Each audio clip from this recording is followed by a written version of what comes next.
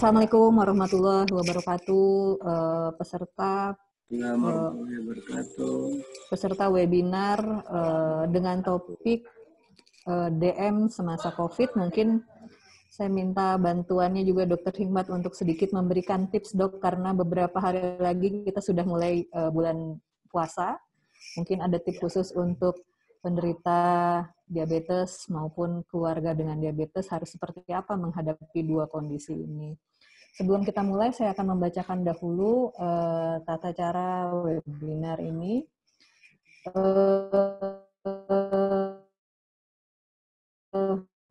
Kita akan mulai sebentar lagi. Pertama, menjadi moderator pagi ini.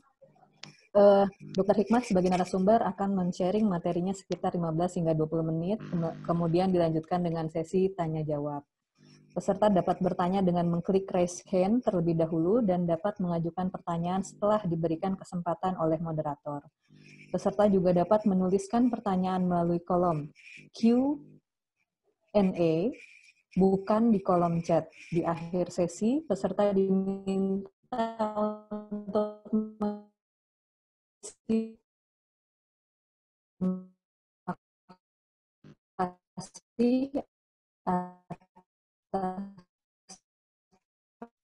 partisipasinya. Semoga kegiatan webinar dapat berjalan dengan lancar. Untuk waktu, saya persilahkan ke Dr. Hikmat, Dok. Assalamualaikum warahmatullahi wabarakatuh. Selamat siang semua. Salam sehat buat semuanya. Kemudian kita diberikan kesehatan dan dalam kesejahteraan. Teman-teman semua, yang jadi masalah sekarang adalah bukan kita saja, tapi sudah masalah di seluruh negara dan mungkin juga masuk ke dalam hati kita. Dr. Hikmat, punten suaranya masih agak jauh, Dok, putus-putus. Saya belum mencatat, mudah nggak?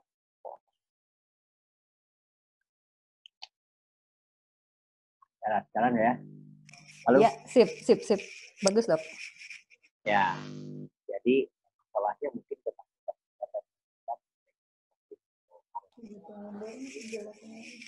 coronavirus ini masuk ke dalam ya, bagus, Dok. kedakutan di dalam hati kita. Ya, ya. hati kita masing-masing jadi stres. Apalagi kalau mempunyai komorbid. Komorbid mempunyai penyakit dasar. Ya, ini jadi masalah. Dokter, masalahnya bukan sepertinya handsetnya harus agak di depan, Dok. Ke depan. Iya, karena agak putus-putus dan jauh. Atau saya telan aja nih. Jangan ditelan, Dok. Kalau nggak bagus, Dok. Ya. Jadi infeksi coronavirus ini menjadi ketakutan semua orang. Ya. Sekarang masalahnya apa sih ketakutan? Kita lihat data yang saya ambil tanggal 16 April. Sekarang udah 21 April. Saya dari angka kematian kita itu adalah kemarin walaupun angka kematian kita lebih rendah dari sembuh, tetapi tetap menjadi ketakutan semua orang. Jadi kadang-kadang kita berpikir, wah apa-apa mati udah tugas loh. Tapi kan kita harus ya. Masalah yang lain adalah pada pasien-pasien yang sudah total kasus yang lebih dari 5.000 di Indonesia ini, ada beberapa pasien yang infeksi COVID tanpa adanya gejala. Kalau lihat total kasus 5.000, kemudian yang aktif 4.000, ini yang jadi masalah adalah yang total kasus ada ditambah orang tanpa gejala. Itu lebih susah lagi. Ya. Jadi masalahnya adalah sekarang bagaimana kita upaya mencegah sebetulnya. Siapa? Terutama pasien-pasien mempunyai faktor risiko. Siapa saja yang punya semua orang. Semua orang artinya adalah siapapun yang masih hidup itu masih mempunyai potensi infeksi coronavirus ini. Nah, virus corona ini akan jauh lebih meningkatkan risikonya bagi pasien-pasien yang menderita diabetes. Kenapa demikian? Kita lihat ya. Jadi kalau saya ngambilnya adalah ini bukan belum ya, teori ini belum. Jadi pasien yang terkonfirmasi udah jelas, ataupun yang belum, itu yang tidak jelas. Maksudnya pada pasien-pasien yang kasus kemarin, satu teman kita yang dikatakan tidak jelas, ternyata hasilnya. Nah, tingkatan ini kenapa tidak jelas ya tadi?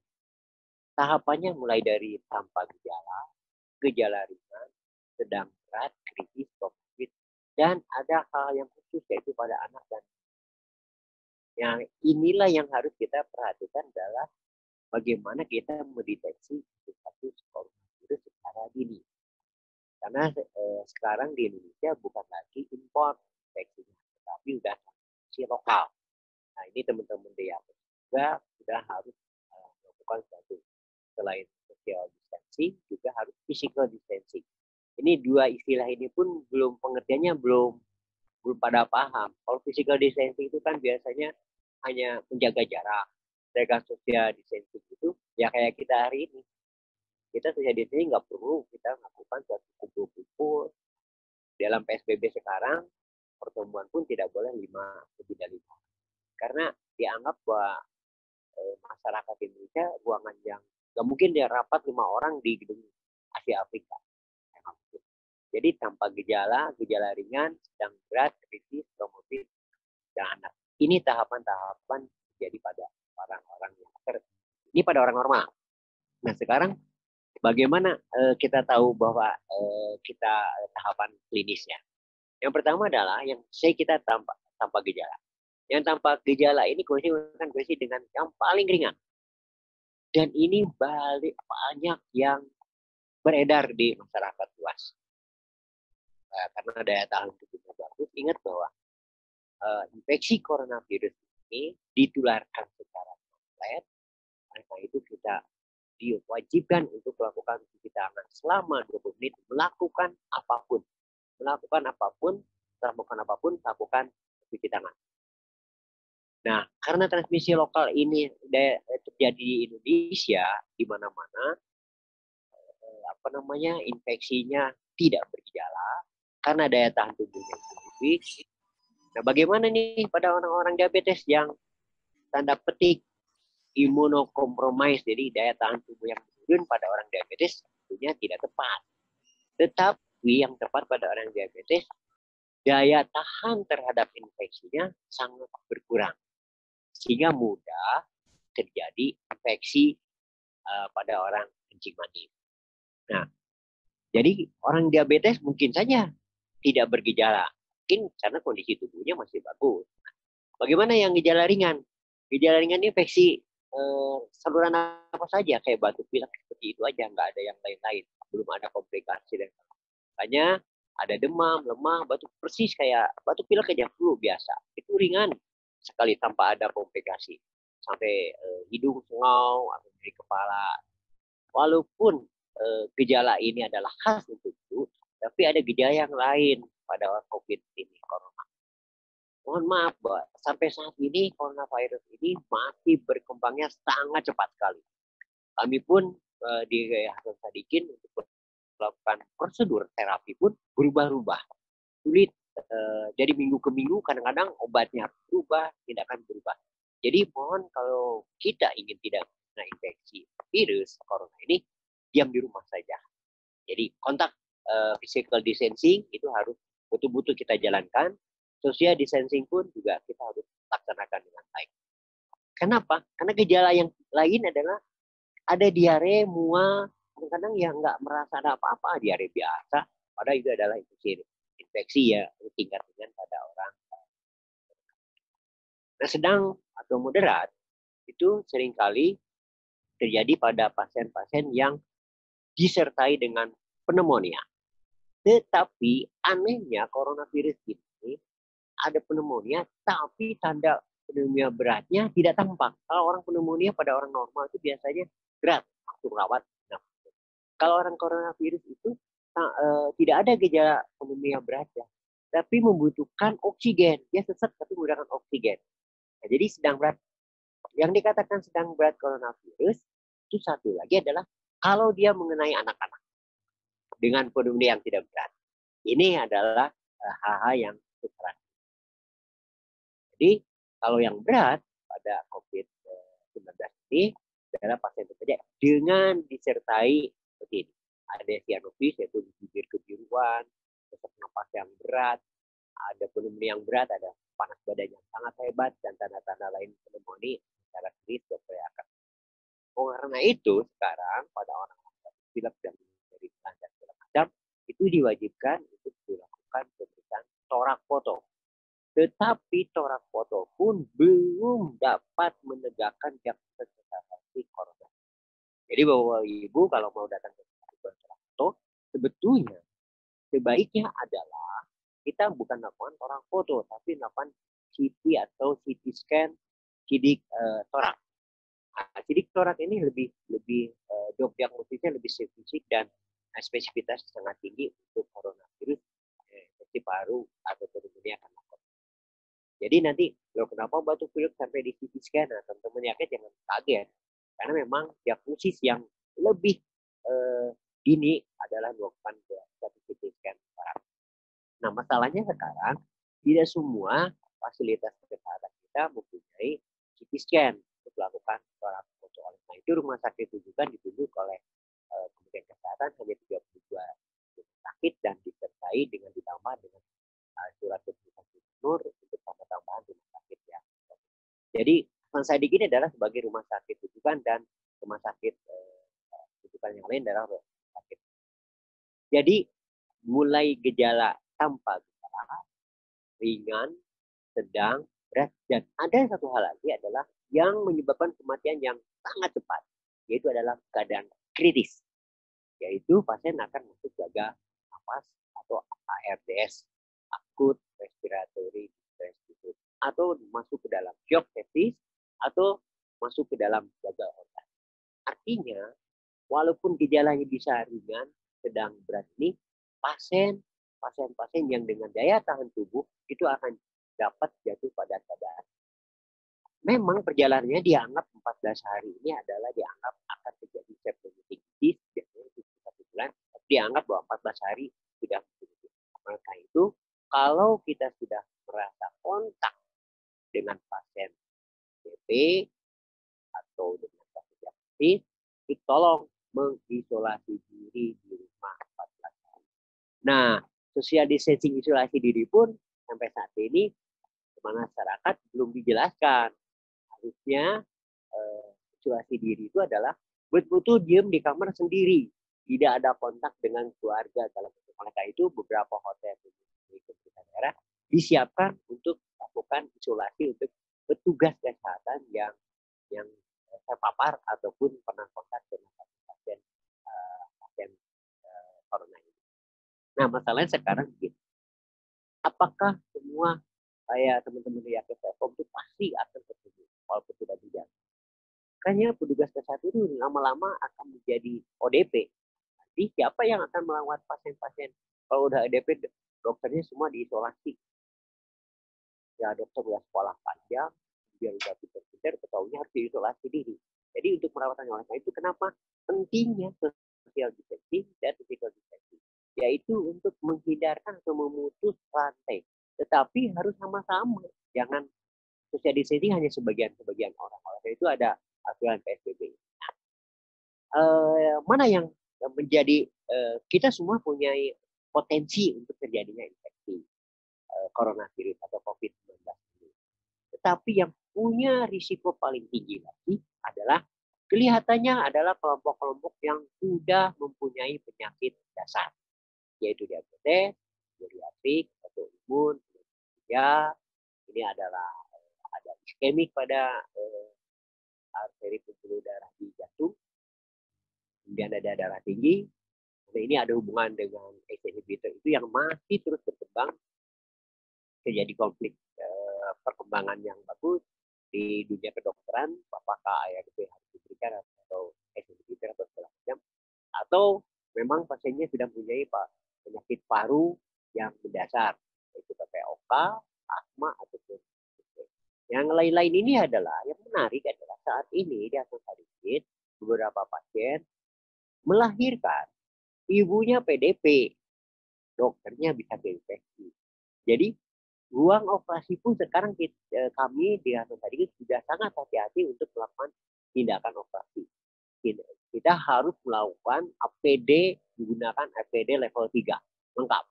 Termasuk pasiennya pun melakukan APD lengkap, bukan di dokter, tapi APD lengkap itu bisa pakai box, pakai masker bedah, dan sebagainya. Jadi kalau dilihat seperti begini, teman-teman di Yakes Telkom, ya, anggota kita, klien kita, udah ada semuanya ini pakai risiko. Jadi saya sarankan tetap diam di rumah. Ya, diam di rumah. Bagaimanapun alasannya dah diam. Nanti dengan obat-obat kita bisa ID asal buat janjian baru dulu dengan pasien untuk sementara. Karena gini, takutkan nanti coronavirus berhenti, mereka minta obat tanpa datang, itu bahaya. Ujung-ujungnya obat datang terus, pasiennya sudah tidak ada, sudah dikebumikan misalnya. Itu sangat hati-hati, terutama saya ingatkan Pak Mang Odet, Dedi, Dr. Dedi, tolong jangan terlalu terlena dengan ID, karena nanti pasiennya kita akan kebobolan tentang obat-obatan. Jadi diabetes adalah pasien yang mempunyai atau orang individu yang mempunyai risiko lebih tinggi dari yang lain-lainnya daripada orang normal. Ya, baik. Jadi key poinnya adalah diam di rumah, salik merenah di bumi saja. Yang satu lagi yang saran dari kami adalah setiap jam 10 sampai jam 3 itu tolong berjemur. Paling lama disarankan hanya 15 menit. Jadi boleh saja berjemur jam 7, jam 8, tetapi di situ sinar ultravioletnya kurang lengkap. Karena pada saat jam 7 sampai jam 9 itu sinar ultraviolet itu ada dua macam, A dan B. Yang untuk perubahan vitamin D kita menggunakan ultraviolet B, yaitu terjadi pada jam 10 sampai jam 3. Itu yang terjadi. Diam di rumah, salik merenah di bumi sambil moyang. Ya, coba itu. Nah, sekarang bagaimana protokol tata laksana COVID-19? Kita lihat. Kalau gejala ringan, tadi kan udah ada. Kondisi klinisnya sangat membantu kita mengetahui. Kalau kondisi ringan misalnya, orang diabetes terkena dengan gejala ringan, obat diabetes atau insulin tetap dilanjutkan. Nah, nanti saat puasa, kalau saat puasa silahkan berpuasa. Tetapi obat diabetes dimakannya ditukar.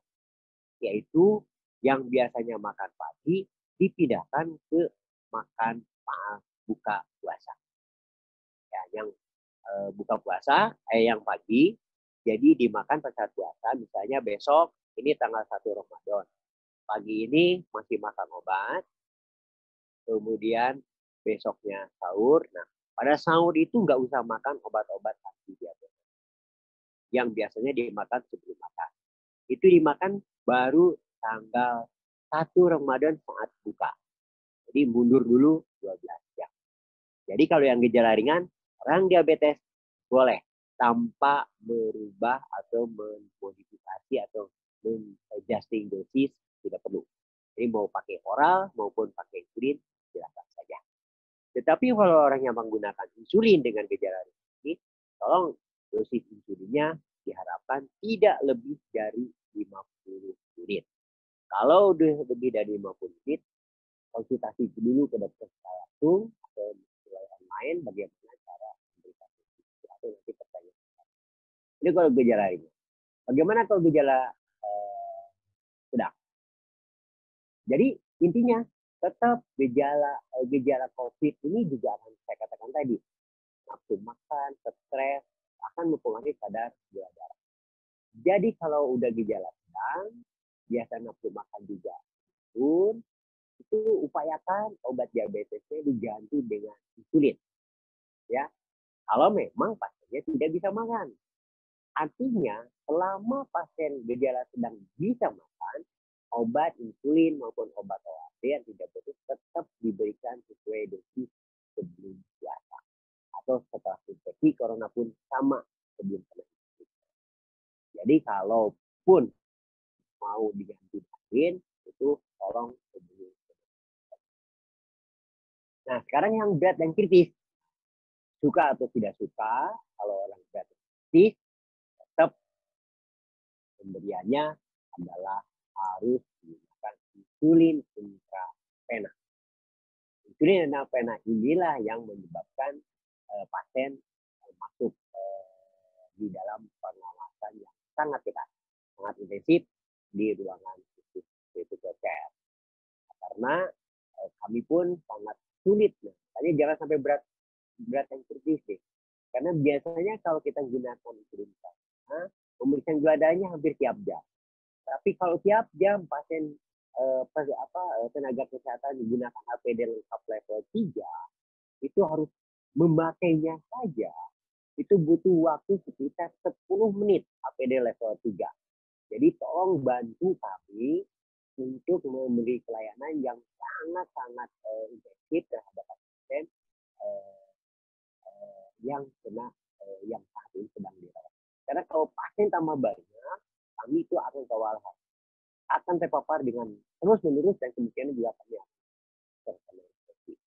Jadi kalau dirawat, jangan kaget, orang-orang diabetes yang masih rawat bergejala berat dan kritis biasanya langsung diganti. Dan ini kami memberikan satu kebijakan untuk insulin intravena di periksa gula darahnya menjadi 4 jam supaya tidak terlalu lalu-lalang masuk ke dalam. Karena kalau lihat dari monitor pun, misalnya pasien tiba-tiba shock itu APD kita belum dilengkap, jadi teman-teman nakes yang gunakan APD level 3 ini diam bersama pasien dalam suatu ruangan yang itu biasanya minimal 6 jam. Bayangkan kalau kita 2 jam ganti APD, udah berapa biaya. Jadi, saran saya sebagai dokter dan di atas sedikit, please deh, diam di rumah. Apapun alasan. Ya. Kecuali kalau mau nyari makanan pokok, ya silahkan saja. Tapi jangan tiap hari nyari makanan pokok keluar. Kalau bisa belanja online. Belanja online tidak pasti. Karena orang yang jalan di supermarket. Ada satu kasus yang kemarin saya pun kaget, hanya satu kasus yang terjadi di Cirebon kalau salah. Itu hanya jalan-jalan ke mall 1 hari di situ, pulangnya kena COVID. Langsung ya. Artinya pada orang-orang yang berlalu lalang itu belum tentu dia tidak ada COVID-19-nya. Yang OTG ini yang lebih berbahaya karena dia daya tahan tubuh bagus, ya juga ada yang sebenarnya kalau kita upayakan jangan sampai hanya physical distancing saja, tetapi juga social distancing. Social distancing kumpul, semua sekarang rumah makan juga harus tutup segala macam walaupun online, tetapi tetap jalan keluarnya adalah physical distancing disertai dengan sosial. Nah, jadi kalau demikian orang diabetes boleh berpuasa, sangat boleh, karena dari Al-Baqarah 86 itu adalah puasa Ramadan adalah puasa. Jangan takut dengan daya tahan tubuh yang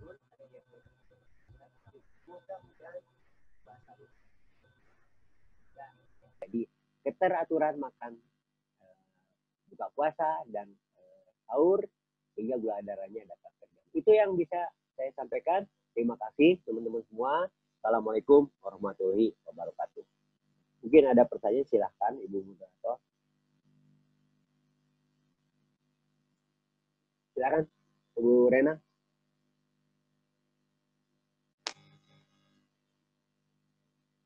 Kalau dia pertanyaan, raise hand. Ya, betul. Terima kasih Dokter Hikmat. Mudah-mudahan suaranya Dokter Hikmat tadi bisa tertangkap meskipun agak hilang timbul ya, Bapak Ibu. Kita mulai dengan raise hand ya. Nggak ada raise hand. Bentar. Ada 4 orang yang ingin bertanya langsung, Dok. Kita mulai dengan Ibu Sari Mario atau Bapak Sari Mario. Silahkan di unmute speakernya Pak dan start video.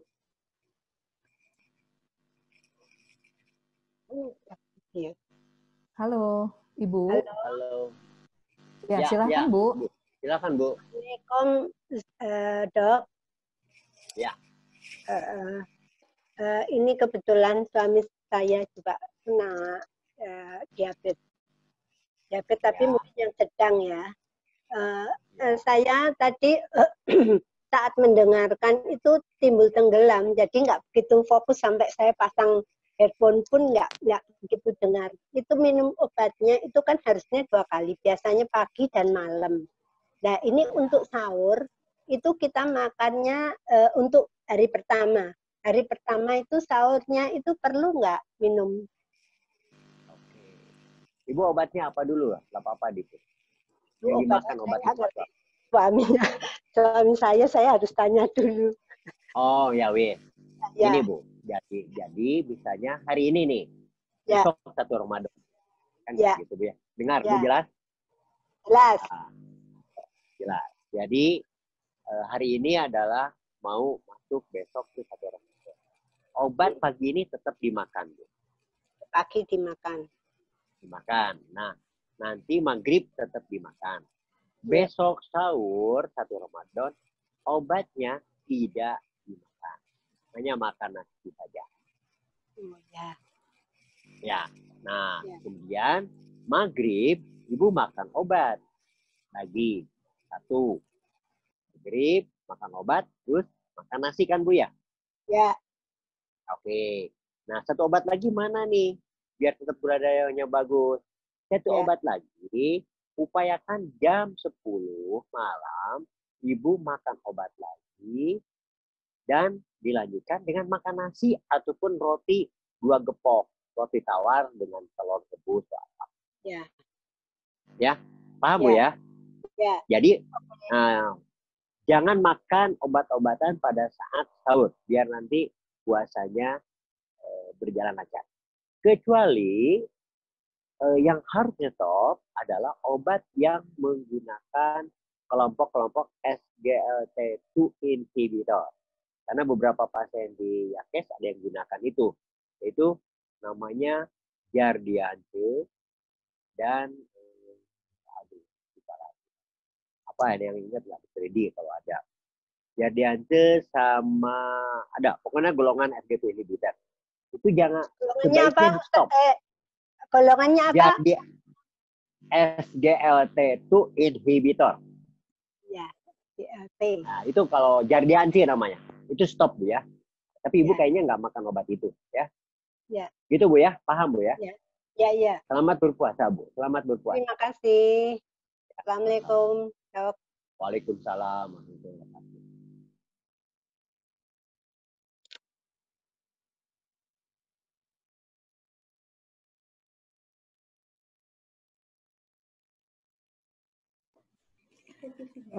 Untuk yang kedua, ini ada raise hand dari Bapak Yoni Madeleine. Untuk Bapak Yoni, kami persilahkan Pak untuk langsung meng-unmute dan bertanya langsung kepada Dr. Hikmat.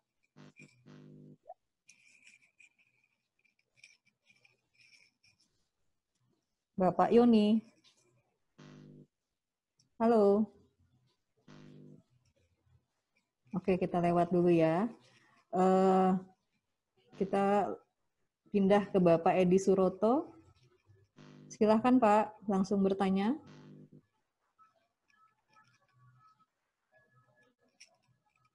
Pak Edi.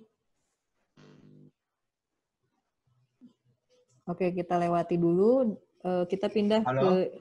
Halo. Kedengeran suaranya, Bu? Iya, kedengeran. Silahkan Pak Edi. Oke. Kedengeran ya, Bu ya?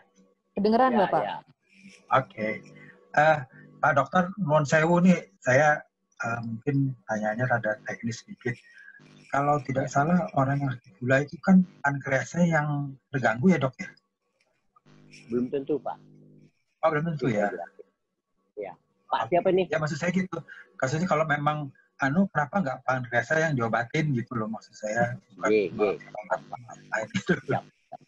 Ya, bukan teknis. Itu malah pertanyaan yang mendasar supaya memahami. Karena beberapa bukan hanya orang, tetapi orang yang sudah pun mengatakan bahwa diabetes itu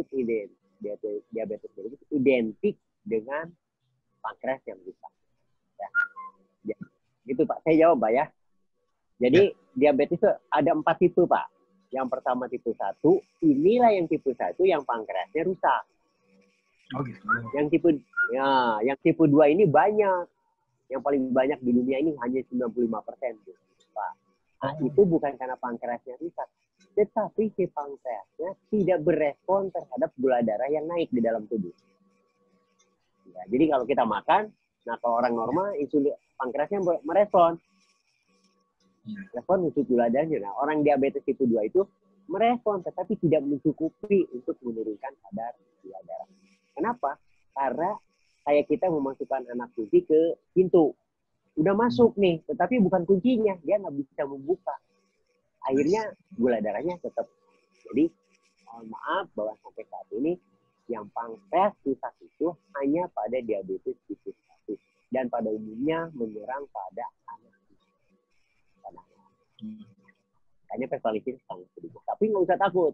Mau pankreasnya rusak, sekarang obat sudah bisa. Alhamdulillah, insya Allah memberikan keilmuan buat kita untuk menciptakan. Tetapi yang menarik adalah suatu saat itu adalah sedang dikembangkan sel puncak. Sel puncak untuk sedang berjalan sel puncak, gitu ya. Terima kasih, Pak. Ya. Baik, kita pindah ke Bapak atau Ibu Yoni Madeleine. Kami persilahkan Bapak atau Ibu langsung bertanya. Halo. Halo. Silakan Ibu Madeleine. Kita pindah ke Bapak Sisgianto. Bapak Sisgianto. Silakan, Pak.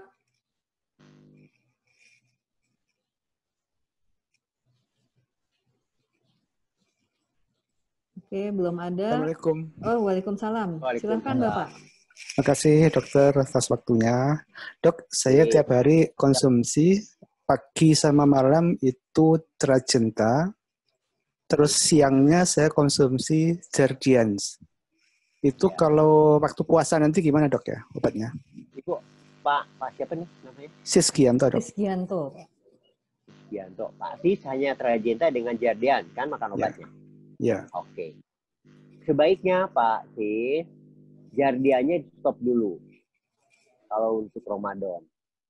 Cukup makan Trajenta. Kalaupun Pak Sis takut gula darahnya naik, si Jardiannya ganti menjadi Trajenta Duo. Diganti menjadi Trajenta Duo.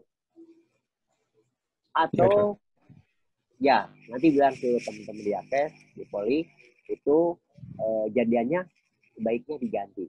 Karena untuk Ramadan ini jujur saja, saya ingin semuanya bisa berpuasa. Karena Jardian itu akan menyebabkan sausnya yang sangat-sangat hebat. Karena buang air kecil terus, hebatnya ya batal puasa. Tapi ya, saran saya adalah Jardian ini seperti itu. Ya.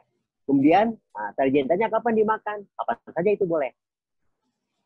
Buka puasa boleh, sahur boleh. Ya. Ya, Dok. Ya, terima kasih Pak Sis. Aturun, dokter. Assalamualaikum. Sami-sami. Waalaikumsalam. Kita pindah ke Bapak Daryono Kandar. Silahkan di-unmute mic-nya, Pak. Dan langsung bertanya ke Dr. Hikmat. Bapak Daryono.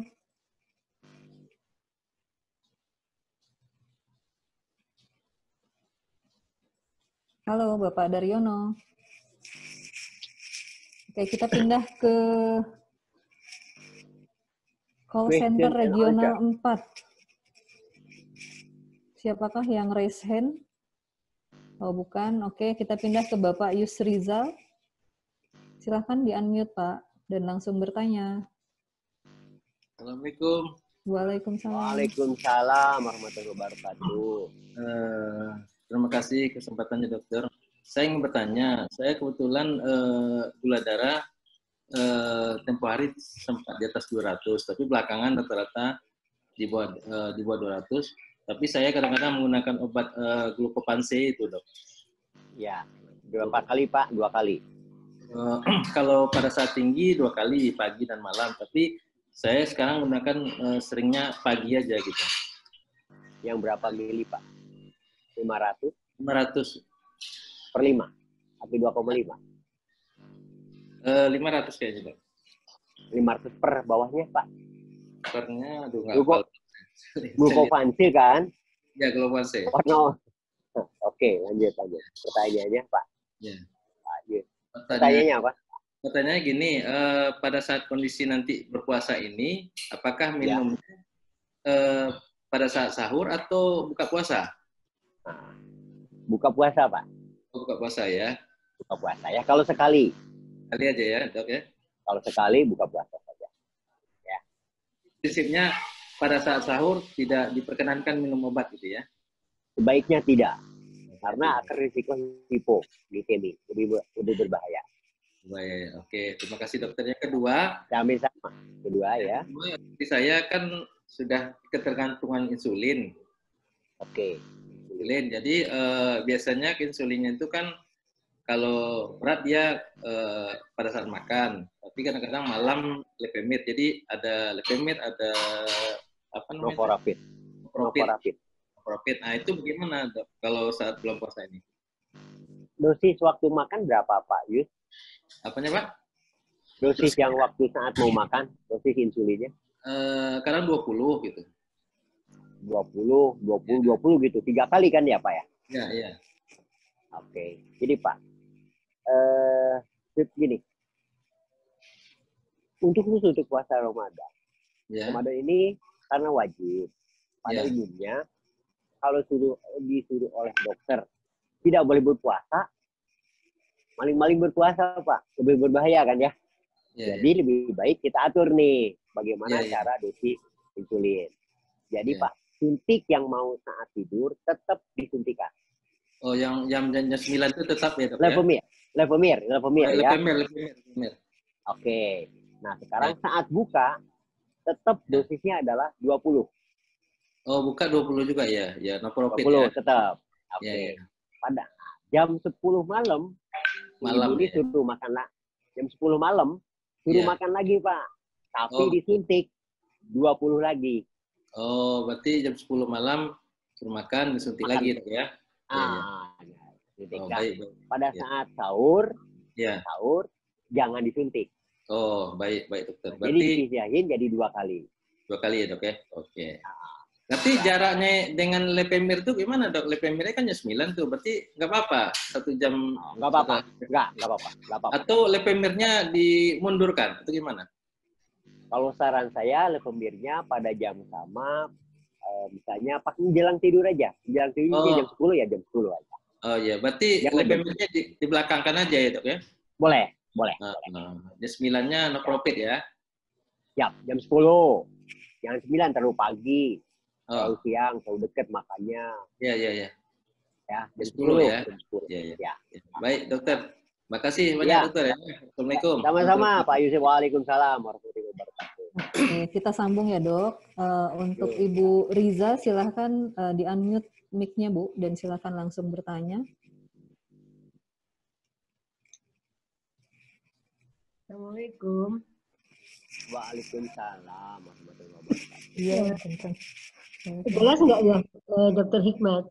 Jelas Ibu suaranya. Jelas ya, makasih. Mungkin pertanyaan saya tidak terlalu terkait. Bisa terkait, bisa enggak Dok dengan para penderita diabetes. Yang jelas sekarang tuh kan lagi rame banget bahwa kita itu untuk meningkatkan imunitas itu minum vitamin C pada malam hari dan pagi hari minum vitamin E. Ini gimana Dok, pendapat dokter terhadap opini tadi ya, karena ini banyak orang yang sampai nyerbu Fit C dan Fit E. Apalagi apakah hal ini juga penting bagi para penderita diabetes, khususnya yang memang kondisinya secara imunitas sangat lemah. Itu aja Dok, makasih. Ya. Ibu Risa ya. Jadi gini Bu, vitamin C, D, A, D, dan segala macam. Sebetulnya vitamin itu sebenarnya adalah sebagai antioksidan. Tetapi dia mempunyai efek yang lain. Ibu bertanya, apakah ada hubungannya dengan imunitas tubuh? Nah, imunitas yang tubuh sebetulnya hanya 2 vitamin, yaitu vitamin C dan vitamin D. Malah yang lebih berperan adalah vitamin D dan vitamin E. Vitamin E itu lebih banyak ke kekuatan sebagai antioksidan. Sebagai untuk lebih cenderung imunitas tubuh adalah C dan D, terutama D. Jadi kalau ibu mau D, ya silakan.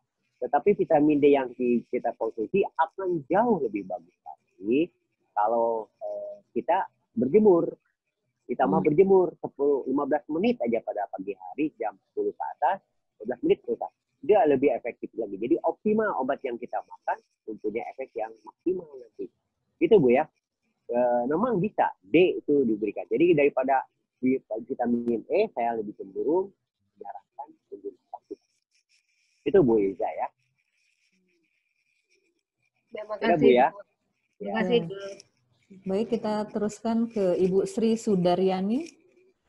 Silakan di-unmute mic-nya Bu dan langsung bertanya. Ibu Sri.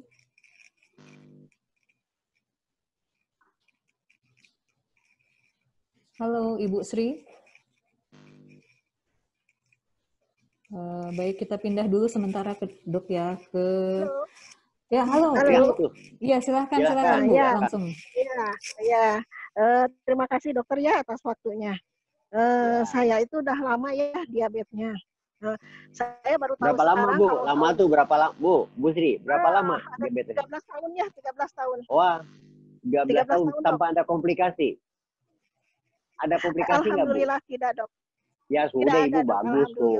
Bagus Bu. Oh, Kasih tahu gitu. ke orang lain bagaimana. Iya. Tapi gini ya dok ya.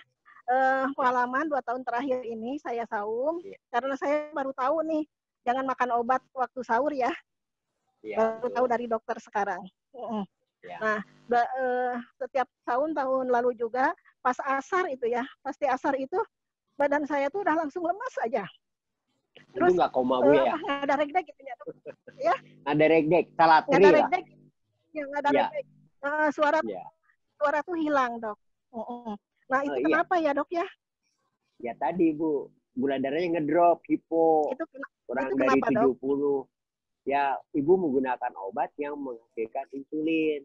Gitu. Kalau menghasilkan insulin, turun gula darahnya sangat cepat. Biasanya, nah kalau kita sudah lagi puasa Ramadan, kemudian ada gejala gitu, jangan nunggu buka puasa, batalin aja.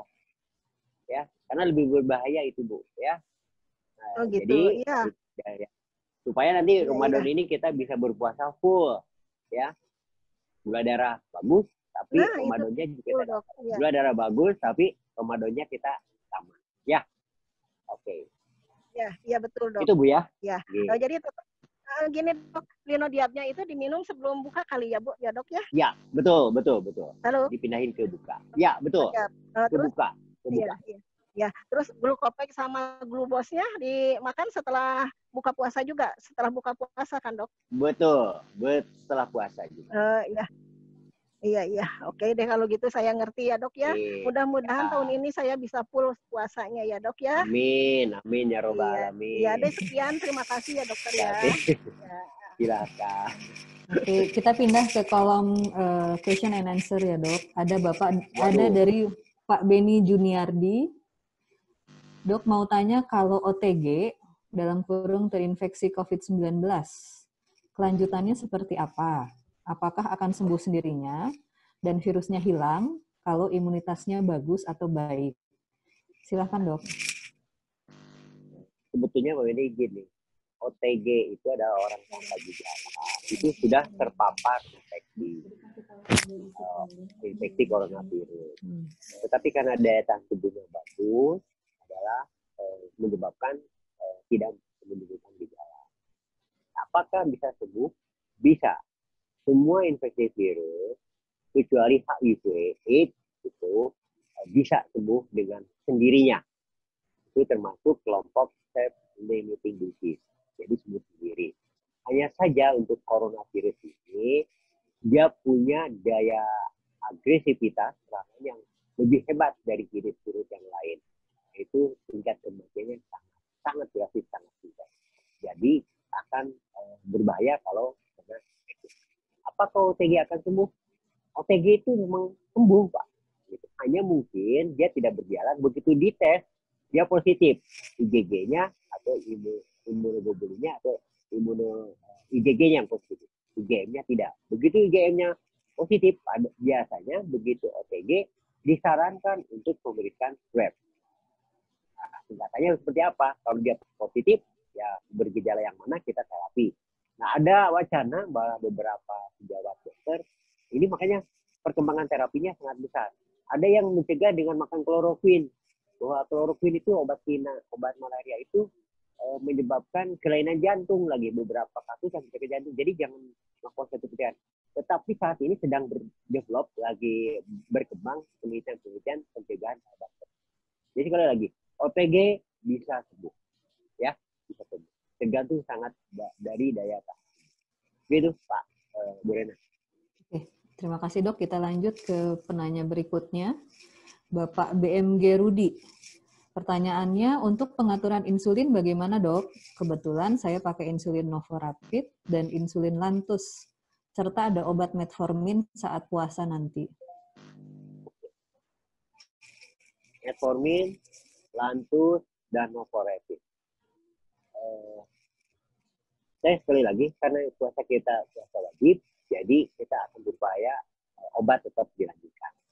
Nah, jadi metformin kalau dosisnya 2 atau kebanyakannya 3 kali, itu dimakan 3 kali pada saat malam hari. Jadi buka, metforminnya dulu nih. Buka, sahur, dan jam 10 malam. Untuk insulinnya, hanya diberikan 2 kali, Pak. Novorapidnya pada saat buka puasa dan saat jam 10 malam dilanjutkan dengan makan nasi lagi atau makan roti atau makan kentang atau makan mie goreng lah. Nah, tubuhnya cukup makan metformin saja. Nah, untuk level lantus ya disuntikan kalau bisa yang di atas jam 10. Jadi metformin tetap diberikan tapi menjelang tidur atau lanjut tadi diberikan jam tidur. Novorapidnya cukup diberikan buka puasa dan jam 10 malam. Setiap disuntik Novorapid diwajibkan harus makan beras. Jadi tetap silakan. Hanya 1 dosis kita suntikan. Gitu Pak, silakan. Oke, ini ada pertanyaan kedua Pak, dok dari Bapak BMG Rudi. Tambah 1 lagi dok, kalau probabilitas diabetes pada anak saya, kebetulan anak saya 2 orang perempuan semua. Terima kasih. Gemuk, ada nggak langsung ya. Jadi gini, probabilitas pada orang keluarga famili diabetes mellitus tipe 2 itu punya risiko tinggi pada keluarga yang mempunyai riwayat diabetes. Jadi sangat mungkin keluarga kita yang di dalam keluarga kita ada diabetes, mungkin suatu saat akan jadi diabetes. Itu sangat tergantung dari pola hidup. Jadi ya Kestelkom sudah mencanangkan hidup sehat dari dulu, sudah dari tahun yang lalu kalau salah saya bergabung dengan Kestelkom, bahwa gaya hidup adalah penentu. Jadi kalau putra-putri Bapak gaya hidupnya tidak makan banyak, sering berolahraga, dan tidak diam saja di rumah, sekarang harus diam di rumah lagi ya, itu akan bisa mencegah anak atau keturunan kita dari. Jadi sangat tergantung pola hidup. Jangan makan banyak, secukupnya, berolahraga yang baik, banyak makan sayuran. Gitu aja. Ya. Oke, terima kasih dokter. Kita pindah ke pertanyaan selanjutnya dari Ibu MLY RS. Dokter, kalau ada pasien dengan dapat obat Glucovax 2 kali pagi dan malam dan Diaversa 1 kali siang, jadwal pemakaiannya bagaimana dok? Diaversa dimakannya buka. Plus setelah makan, kemudian setelah buka, jadi buka puasa, makan Diaversa, makan nasi, makan Glucovax. Tubuhnya sahur, makan Glucovax. Nah, paham ya? Jadi Diaversanya pindahin ke buka puasa. Untuk ini Glucovax-nya tetap dimakan pada saat sahur? 2 kali. 2 ya, kali tetap. Boleh. Baik. Boleh. Oke, baik, kita lanjut ke pertanyaan berikutnya dari Bapak Sugito. Dinilai beresiko COVID-19 bagi penderita diabetes, berapa batas gula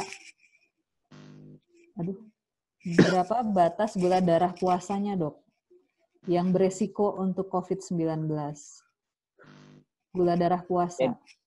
Ya. Jadi pasien diabetes itu kalau gula darahnya tinggi itu akan menyebabkan fungsi ketahanan tubuh kita akan menurun. Mudah terinfeksi, tapi bukan imunokompromis. Jadi sudah terinfeksi, tubuhnya susah gitu ya.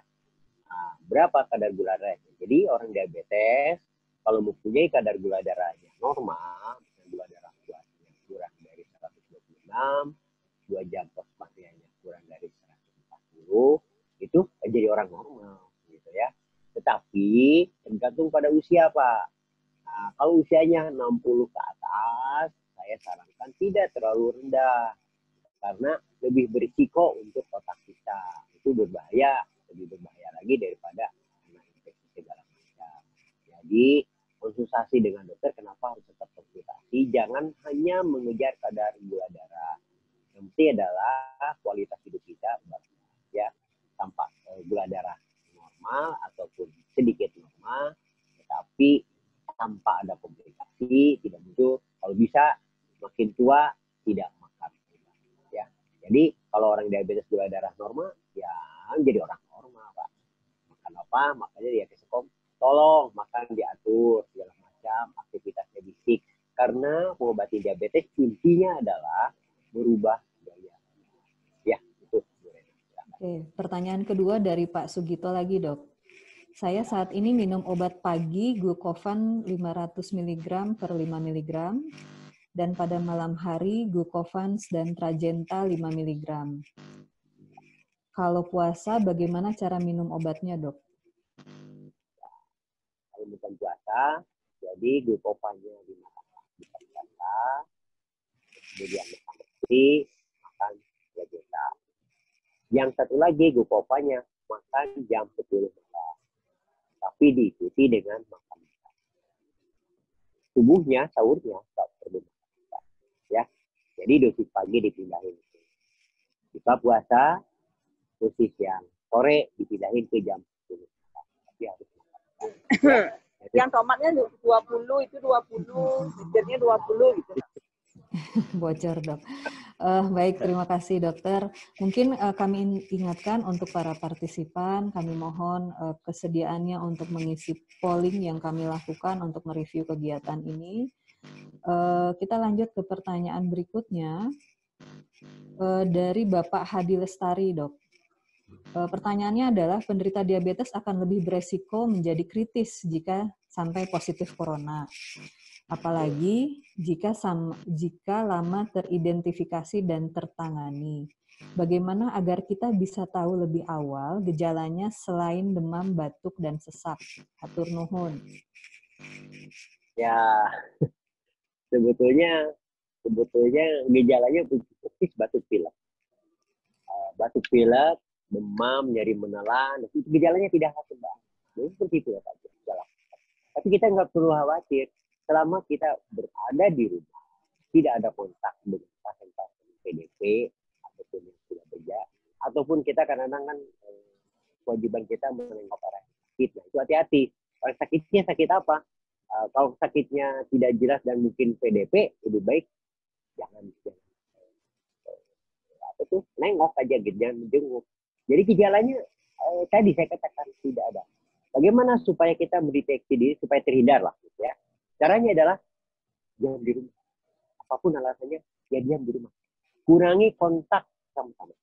Ada satu kasus dokter yang meninggal COVID ini adalah bukan tertular dari pasien, tetapi tertular dari keluarga pasien yang berkunjung ke rumahnya.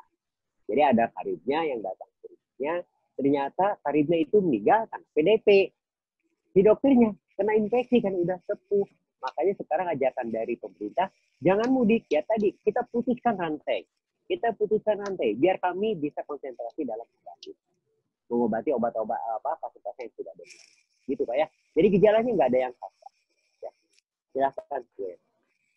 Baik, terima kasih dokter. Kita lanjutkan ke pertanyaan berikutnya dari Bapak Rifai. Hasil lab glukosa 2 jam sesudah makan adalah 162. Mohon apa yang mesti kami lakukan untuk menurunkannya, dan sampai saat ini kami belum pernah minum obat. Terima kasih.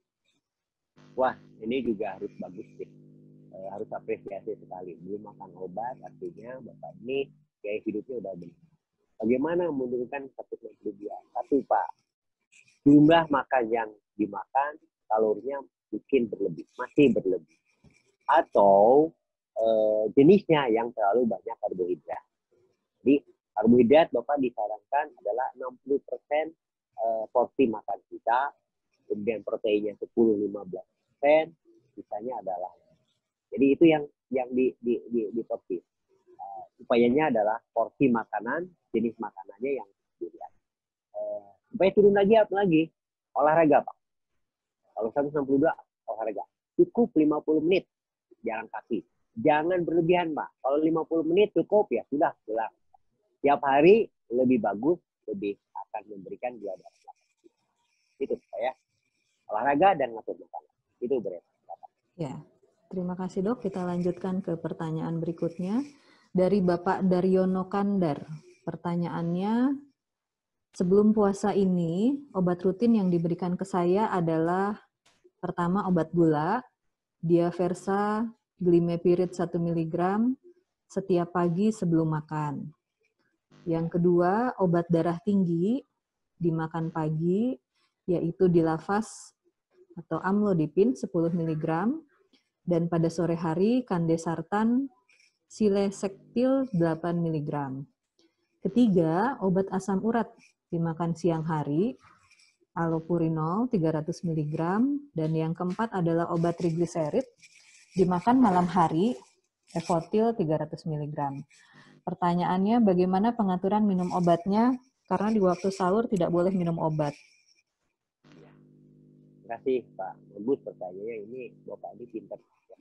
Obatnya apa? Diaversa, obat hipertensi, obat trigliserida. Ini saya usul ke teman-teman yang obat trigliseridnya diganti itu ya. Kalau menurut saya, kalau di atas 500, boleh obat trigliserid. Kalau sudah kurang dari 500, lebih bagus gunakan statin. Supaya Bapak ini terhindar dari Pak ya, nanti minta dirubah pengobatan. Jadi Pak, obat hipertensi, obat Kandesartan, Amlodipin, atau obat yang lainnya tetap dimakan sesuai jadwal. Obat allopurinolnya dipindahkan ke semua ke malam. Hanya waktu yang dirubah betul-betul adalah Diaversa. Diaversa hanya dimakan pada buka puasa. Itu aja ya yang dirubah.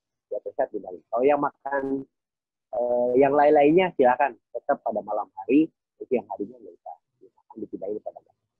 Yang paling penting adalah Diaversa bisa pindah ke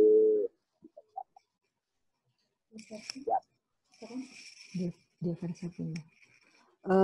Pertanyaan selanjutnya adalah ini dari Bapak Muhammad Osmani, Dok.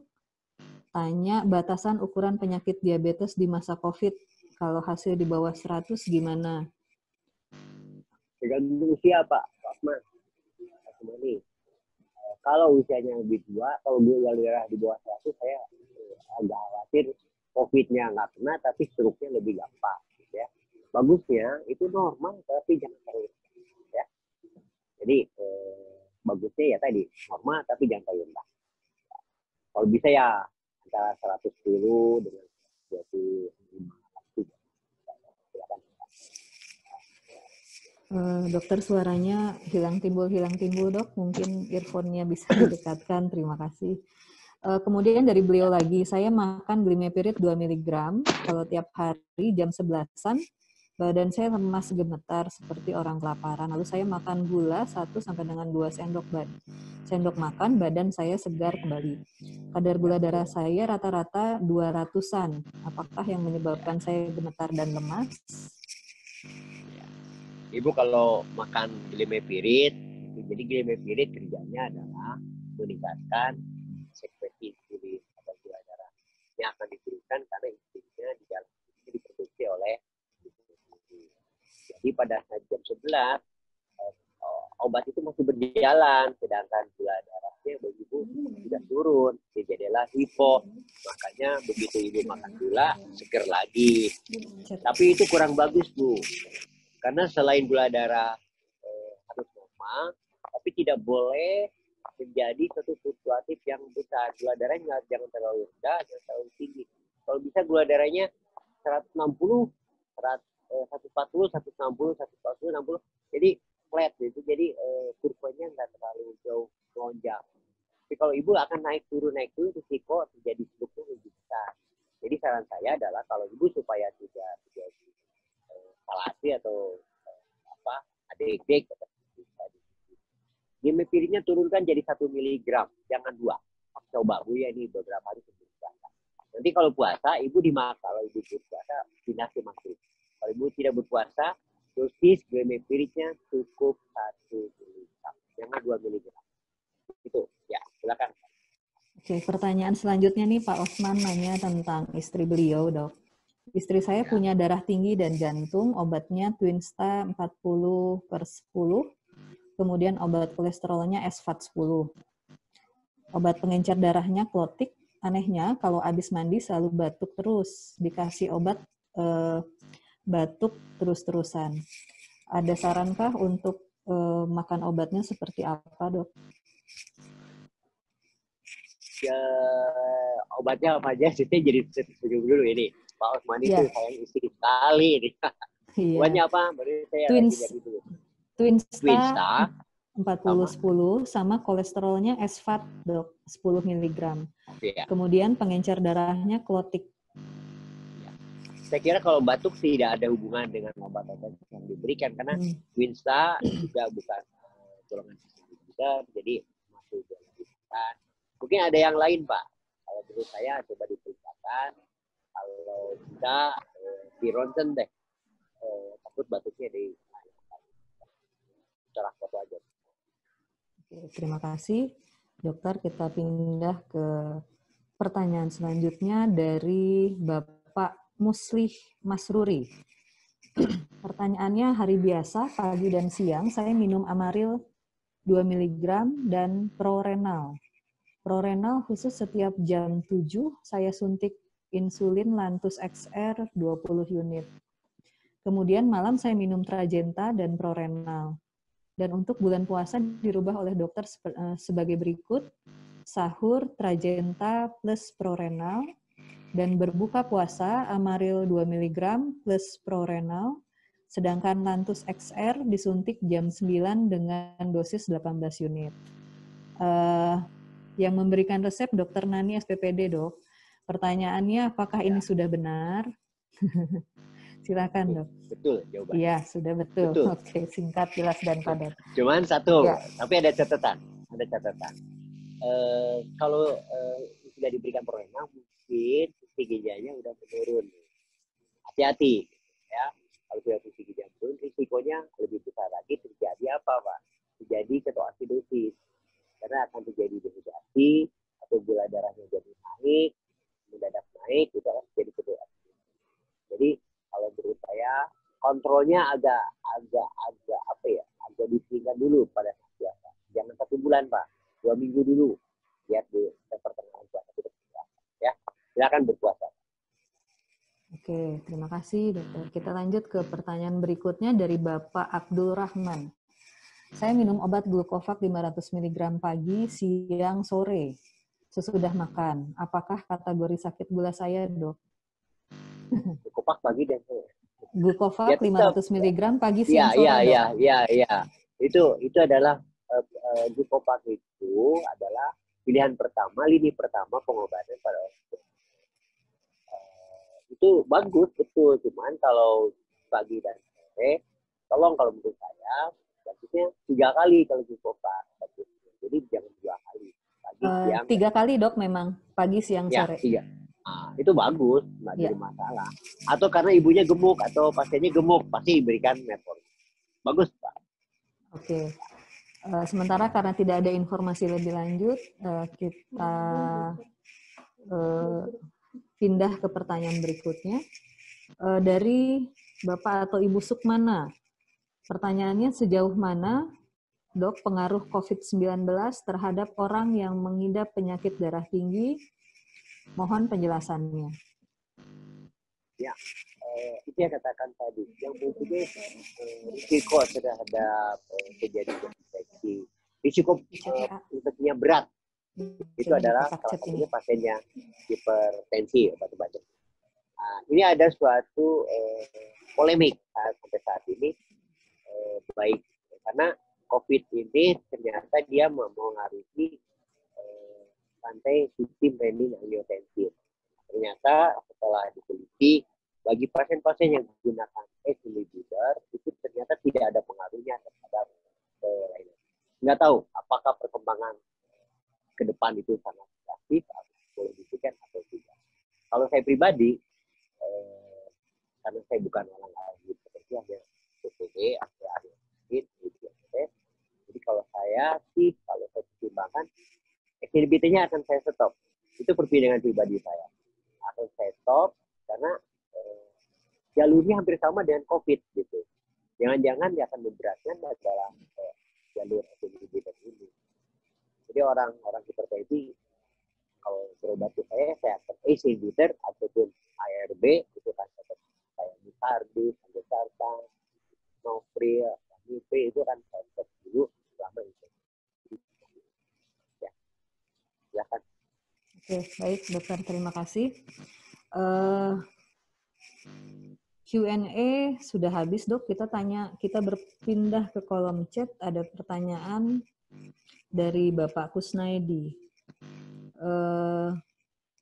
Apakah ada bahayanya pemakaian masker yang terus-menerus, mengingat gas CO2 yang kita keluarkan secara terus-menerus bisa terhisap kembali oleh pemakai masker? Pertanyaannya itu, dok. Ya, inilah pasien-pasien kita pada pintar semua. Iya.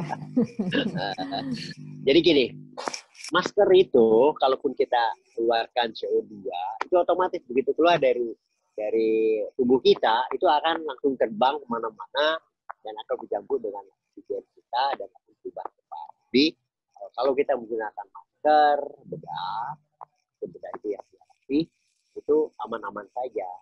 Masker kain pun aman-aman saja. Jadi tidak ada CO2 yang terhisap. Karena setiap hari pun kita menghisap CO2, tetapi kadarnya lebih besar. Yang dikhawatirkan oleh Bapak ini adalah CO2 yang tinggi dalam masker. Otomatis Pak, begitu keluar dari tubuh, ya langsung akan berubah menjadi struktur yang lain. Ya, aman, tidak jadi masalah. Ya. Silakan. Terima kasih Pak Kusnaidi. Ya. Terima kasih dok. Kita pindah ke pertanyaan berikutnya dari Pak Eri Permana. Maaf, saya lagi menemani teman yang kena diabetes dengan cara mengajak senam ringan karena ginjalnya sudah kena sambil duduk dan lain-lain senamnya dok. Kalau soal obat itu memang bagian dokter. Yang ingin saya tanyakan, selama bulan Ramadan ini, apakah senamnya pagi-pagi atau menjelang berbuka puasa? Terima kasih. Kalau Pak Eri Permana, bagusnya senamnya dipindahkan menjelang buka puasa. Yang pagi-pagi. Nah, ini tujuan kita. Puasa Ramadan itu fardu, berdoa supaya kita dikabul, supaya kita bisa, belum tentu kita tahu tepat ketemu. Ya, jadi Ramadan itu betul-betul harus kita lakukan dengan baik.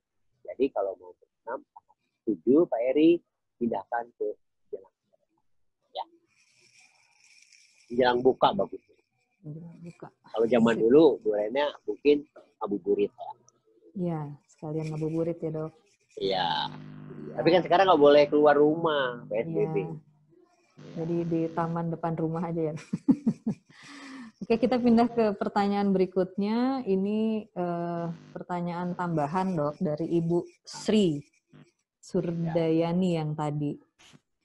Mungkin tidak keluhan sakit lutut yang sampai paha yang beliau alami itu karena dari diabetes dok?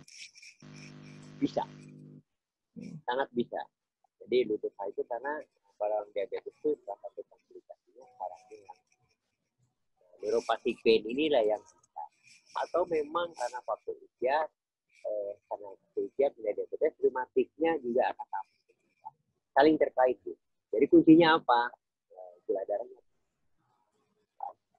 Makanya rajin-rajinlah kontrol rutin, reguler. Pasti, Bu. Siap. Terima kasih dokter. Ini di raise hand ada 2 pertanyaan lagi baru masuk. Dari Bapak atau Ibu Kasmina Sinaga. Kami persilahkan untuk unmute mic-nya Bapak Ibu dan langsung bertanya ke Dr. Hikmat. Untuk peserta partisipan, kami mohon kesediaannya untuk mengisi polling, untuk mereview kegiatan ini apakah sebaiknya tetap berlanjut atau kita perlu ada perbaikan-perbaikan yang lebih baik lagi. Terima kasih. Bapak atau Ibu Kasmina Sinaga, silahkan.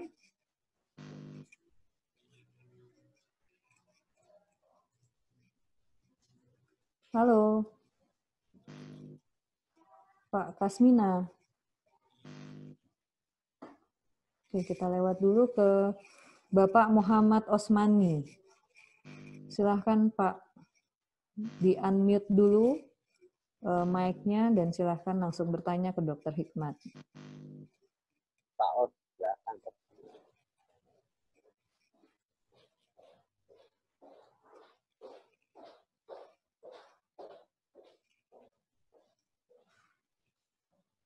Kayaknya pertanyaan sama dengan tadi. Iya, cuman dicoba segalanya dok, ada di chat, ada di ini. Tapi nggak apa-apa, kita tunggu sebentar ya dok ya. Ya. Bapak Kasmina.